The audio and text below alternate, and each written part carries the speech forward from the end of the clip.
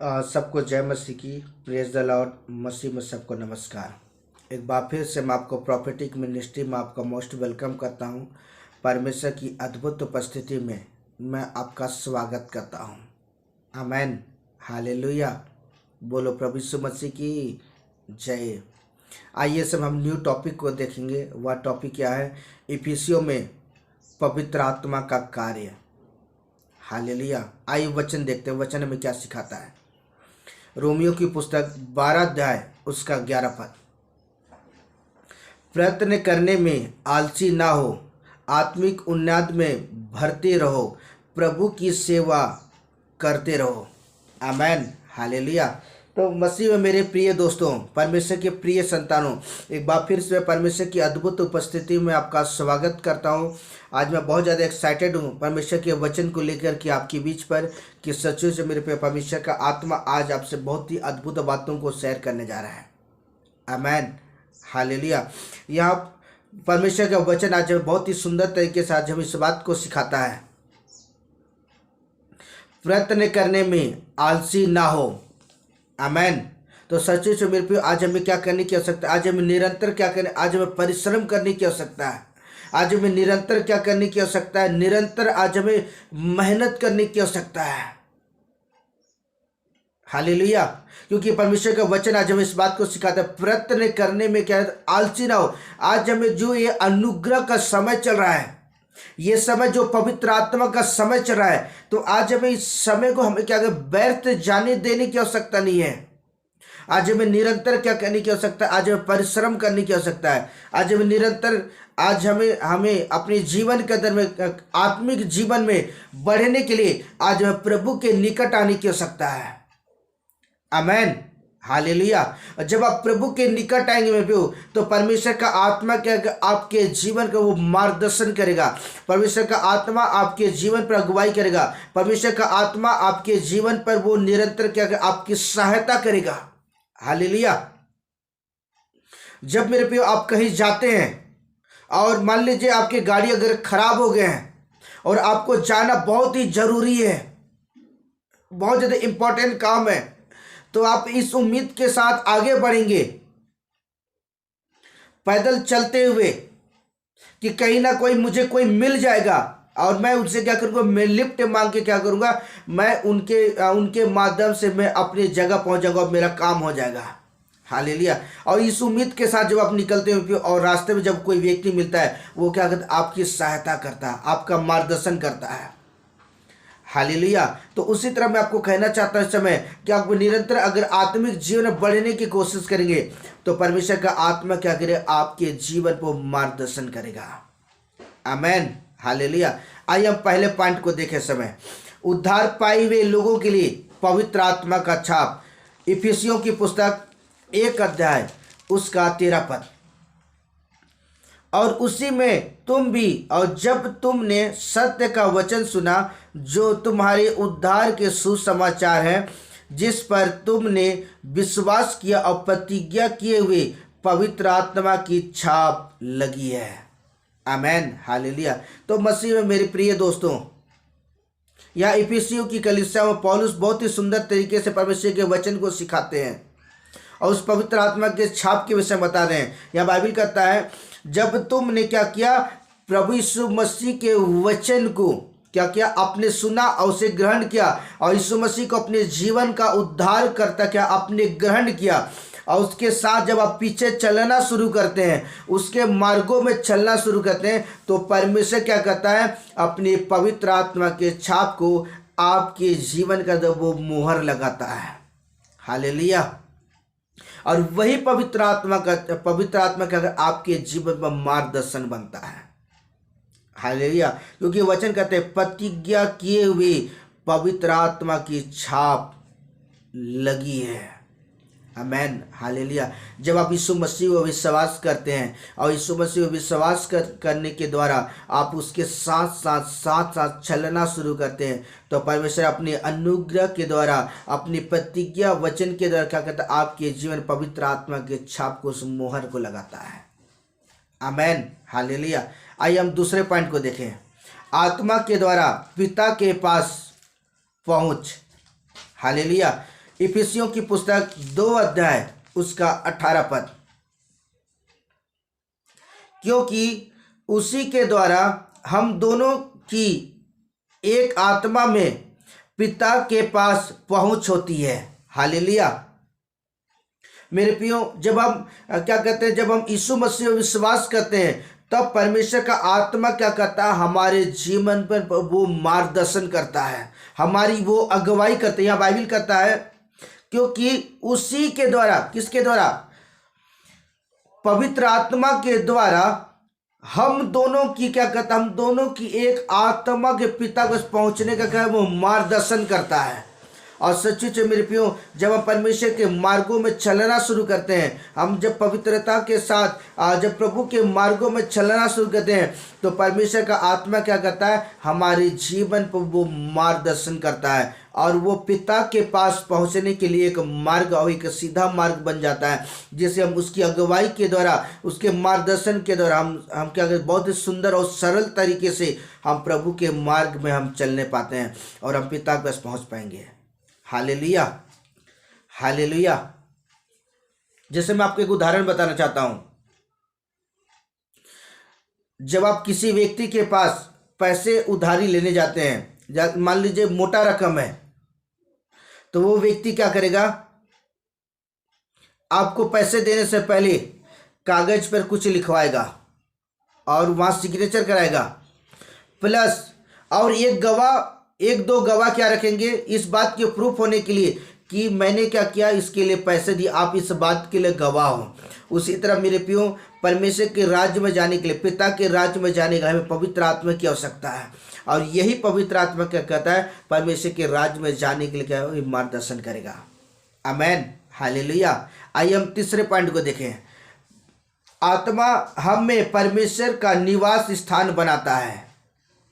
इफिसियों की पुस्तक 2 अध्याय उसका 22 पद,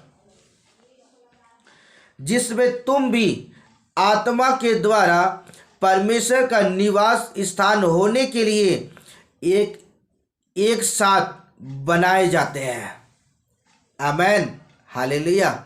यहाँ पौलुस बहुत ही सुंदर तरीके से आज हम इस बात को सिखाता है। यहाँ आइए सब फिर से उस वचन को पढ़ेंगे, जिसमें तुम भी आत्मा के द्वारा, मतलब पवित्र आत्मा की अगुवाई के द्वारा परमेश्वर के निवास स्थान होने के लिए एक स्थान बनाए जाते हैं। जब आप पवित्र आत्मा की अगुवाई में चलना शुरू करते हैं, जब आप पवित्र आत्मा के मार्गदर्शन में चलना शुरू करते हैं तो परमेश्वर क्या करता है, अपने स्वदूत को आज्ञा देता है और वो स्वदूत का स्वर्ग में आपके लिए स्पेशल क्या करता है, वो आपके लिए घर बनाना शुरू करता है। हालेलुया। क्योंकि आपके साथ कौन खड़ा है, परमेश्वर का आत्मा आपके साथ खड़ा है और उस आत्मा की गवाही के द्वारा मेरे प्रियो आप परमेश्वर की उत्तम उस भाग में मेरे प्रियो आप सम्मिलित होने के लिए परमेश्वर आपके लिए मौका और अवसर दे रहा है। हालेलुया।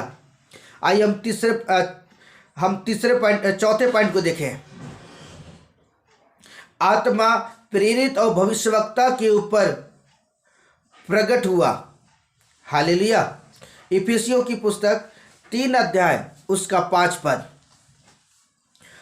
जो उस समय में मनुष्यों की संतानों को ऐसा नहीं बताया गया था, जैसा कि आत्मा के द्वारा अब उसके पवित्र प्रेरित और भविष्यवक्ताओं पर प्रकट किया गया। हालेलुया।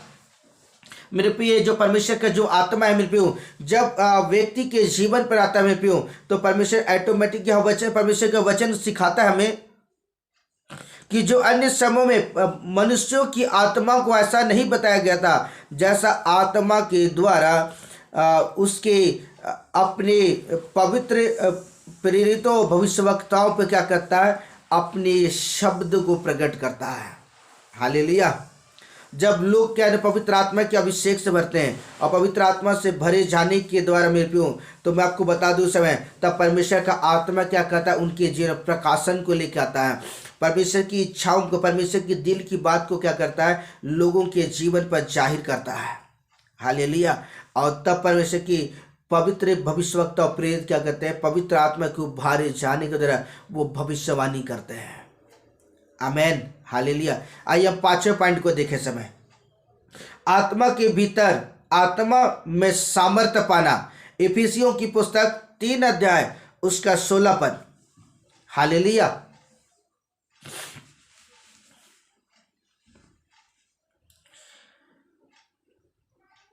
कि वह अपनी महिमा के धन के अनुसार तुम्हें यह दान दे कि तुम उसकी आत्मा से उसके भीतरी मनुष्य की सामर्थ्य पाकर बलवंत होते जाओ।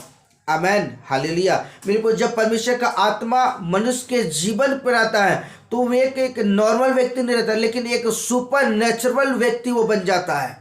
और वो पवित्र आत्मा की सामर्थ्य से भर कर मेरे प्रियो वो परमेश्वर की उपस्थिति में चलता है। वो एक नया बल निरंतर क्या करता है, एक नया बल, एक नई ताकत, एक नई सामर्थ्य को प्राप्त करता है। हालेलुया। मान लीजिए आपने आज भोजन किया है और आज भोजन करने के बाद फिर कल फिर भोजन करेंगे, तो आप क्या करें, आपके शरीर में एक नई ताकत, एक नया बल, एक नई शक्ति आपके शरीर में ऊर्जा उत्पन्न होगा। अगर आपने आज भोजन किया और कल भोजन नहीं करते हैं तो आपके शरीर पर बल और ताकत है, आपके शरीर का कमजोर होना शुरू करेंगे, आप वीकनेस होना चालू हो जाएंगे, आपके शरीर में कमजोरी आना चालू हो जाएगा। लेकिन अगर आप निरंतर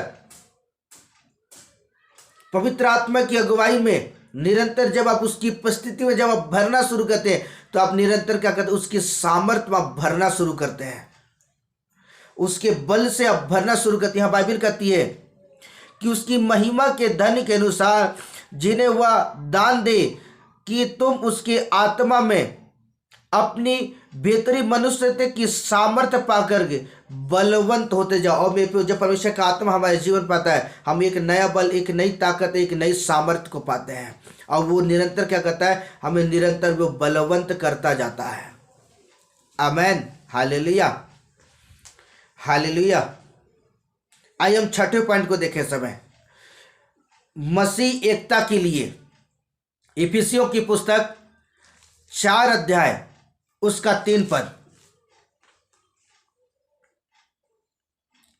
और मेल के बंधन में आत्मा की एकता यत्न करो। हालेलुया। जब आप यीशु मसीह के साथ एक अच्छा रिश्ता, एक अच्छा मेल मिलाप जब आप मेरे प्रियो जब आप करना शुरू करते हैं, हालेलुया, तो ऑटोमेटिक क्या है, परमेश्वर का आत्मा क्या करता है, आपको परमेश्वर की उपस्थिति में क्या करता है, आपको जोड़ता है। यह वचन आज हमें इस बात को सिखाता है, मेल के बंधन में आत्मा की एकता रखने का यत्न है। जब परमेश्वर का आत्मा जब आपको मिलता है मेरे प्रियो, तो हमें क्या करने की आवश्यकता है, परमेश्वर की आत्मा को आज बनाए रखने के लिए आज परमेश्वर की हजूरी में क्या है, हमें समय बिताने की आवश्यकता है। आमेन, हालेलुया। आइए हम 7वें पॉइंट को देखें समय। दारू से भी अधिक आनंद। इफिसियों की पुस्तक 5 अध्याय उसका 18 और 19 पद। दाखरस से मतवाले ना बनो, क्योंकि इससे लुचपन होता है, पर आत्मा से परिपूर्ण होते जाओ। हालेलुया। और आपस में भजन, स्तुति गान और आत्मिक गीत गाया करो और अपने अपने मन में प्रभु के सामने गाते और कीर्तन करते रहो। हालेलुया।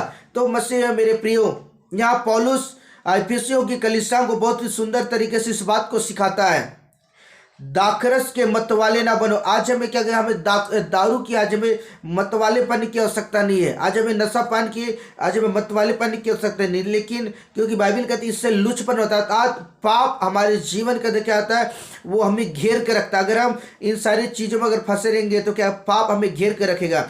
लेकिन बाइबल हमें कहते इससे हमें अलग होने की आवश्यकता है, लेकिन आत्मा में क्या है, हमें आज में परिपूर्ण होने की आवश्यकता है।